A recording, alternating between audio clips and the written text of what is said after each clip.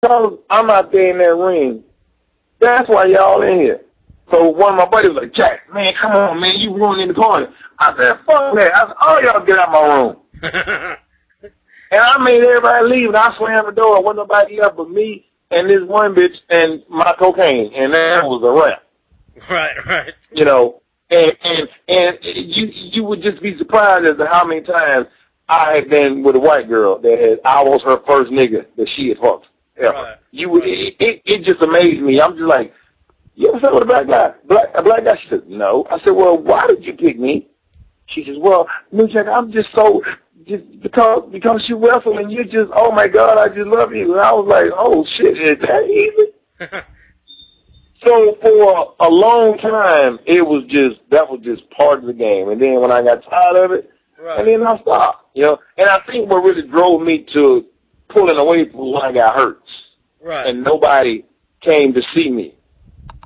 Nobody came, and I always give this girl credit, even though she is not number one on my list anymore. But this girl named Joyce that stays near Allentown, she was the only person out of everybody that wrestled with me or that knew me. She drove from near Allentown, Phoenixville, all the way down to Atlanta just to stay with me for about a week to see how I was doing. Oh, wow. Now, we don't speak to this day because of some stupid shit, but she was the only one, and I never take that back. I give her credit where it's due. She was the only one that came to see me when I was laid up and was not right. You know what I mean? Right. And when I came back after that, I had a whole new look at people then.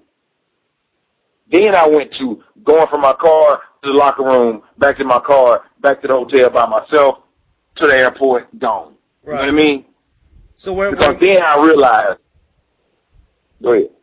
No, I was gonna say when you were in ECW, and everybody was going to or getting offered contracts to go to WCW, were you one of the guys that they offered a contract to leave ECW to go to WCW? Yeah, I was supposed to go. Me and Mustafa had offered a deal to go to WCW when they was bringing in Master P. Right. Oh, and okay. Kevin Nash had something to do with, you know, who came and who went on creative, whatever. And he shot me down. Like as soon as my name came, he was like, oh no, New Jack is a fucking problem.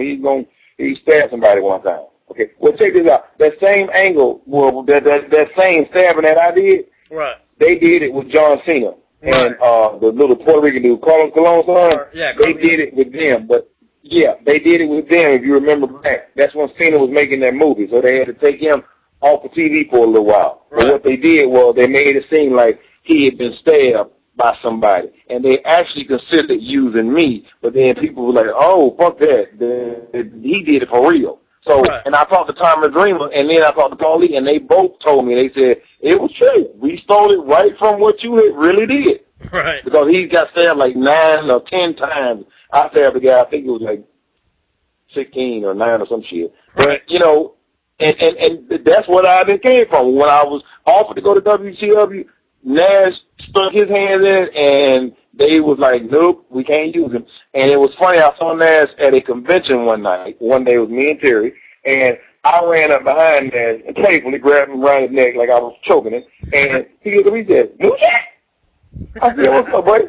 He's like, oh, man. He said, God, it's been a long time. How you been? I said, yeah, it has been a long time. I said, actually, we have never fucking met. Wow. I said, but you said a lot of good things about me, and you kept me from getting a job. And I said, and with all of that being done, and said, would you do me a favor and take a couple of pictures with me?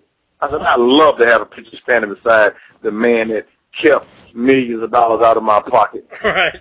He said, Jack, that's not how it went. Well, we took a picture together, and I put up under it as a caption, my BFF, and I put it on my Facebook profile for like a month. Oh, that's awesome. Okay. And were you disappointed when ECW closed? When, in 2001 when it was over. WCW. No, I was ready. You know what? Well, you know what? I quit in December 2000 because I was already seeing that the company was going under, and nobody else saw it. Oh. And I said, do y'all not see the writing on the wall? And I went up to Queens and did to get my money. And Paulie gave me some of my money, but not all of what he owed me. And that night I was like, dude, I'm done. Right. And I said, you need to be honest and tell these boys what's getting ready to happen. He's like, hey, I'm going out to L.A. for a few weeks, and we got deals out there, and we're going to come back on TV strong. Well, what he was actually doing at that time, he was going out there to do that movie, that part he had, and Rollerball.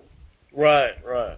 That's why he went out to L.A. It had nothing. He had already just got rid of the company to Vince, but they had a length of a certain period of time when he would officially turn it over to Vince.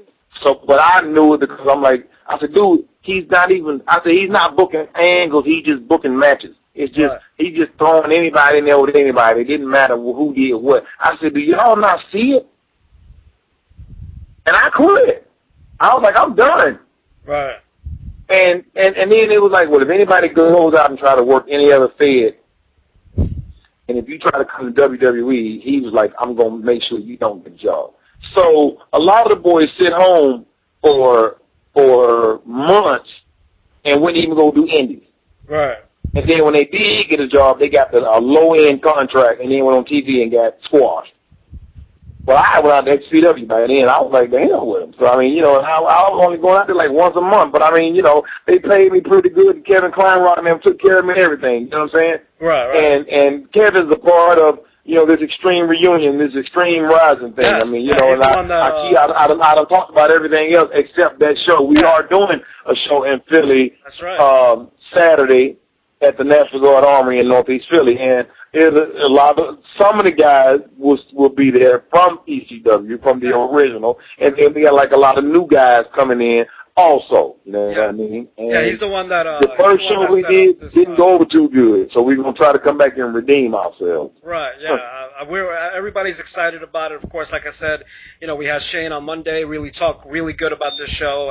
Anybody that's listening, go to extremereunion.net to find out the ticket information. I recommend that you strongly go to tomorrow and Saturday. Of course, Saturday is where New Jack will be at in Philly. You don't want to miss that. Yeah. New Jack, thank you. I'll be in there. I'm sorry. Yes. I'll be in Philly, but I ain't doing New York. It's a real shame, though. But thank you so much for doing this show. You're more than welcome to come back, of course, on Roundtable Wrestling Radio. Yeah. Thank you so much, man. I mean, it has been a blast. We look forward to seeing you, of course, a part of this show on Saturday in Philly, man. Thank you so much, man. It's been awesome having you on the show. Hey, thank you, man. Thank you, and I appreciate it. And thanks, Shane Dudley, for trying to bring this thing back to life. You know what I mean? We're doing what we can. Definitely, man. And thank you. Thank you so much, sir. Have a good All right, bro. The awesome, outspoken, uncensored, one and only New Jack. Totally, there's no words to explain what just happened. But honestly, in all seriousness, go to extremereunion.net. You do not want to miss these shows tomorrow night in New York and Corona. If you're listening to the podcast, probably tonight in Corona, New York. And, of course, Saturday in Philadelphia. Go to extremereunion.net for all the ticket information, for all the show information. Of course, it will be on iPay-per-views soon, actually. On delay, yeah. They're actually going to edit the show up real nice and put it up for you. Yeah, definitely. So you do not want to miss any of that stuff. I'm telling you that right now. Of course, huge surprise having New Jack on the show. Wanted to surprise you guys. Hope you enjoyed the interview. I know I had a blast. It's probably the most fun I've ever had doing an interview, and that's saying a lot. I've done this for 5 years. I've never experienced anything like that ever. And we've had everybody on this show. So I want to thank Kevin, by the way, Kevin who set this up. Thank you so much for doing that. And also a big thank you to the franchise Shane Douglas, who also helped me set this up as well. We've been in communication. I can't thank Shane Douglas enough. He's one of the most awesomest guys that I've met doing this show. So thank you so much, by the way, to the franchise, Shane Douglas. Really, really amazing person. By the way, the action on Roundtable Wrestling Radio does not stop here, because next week we will have even more surprises. You do not want to miss next week's Monday and Thursday show. I'm telling you this right now. Hopefully we'll be live next Thursday on Justin.tv/Byron_TV25, because we will have a massive surprise on Thursday night for all you guys listening to Roundtable Wrestling Radio.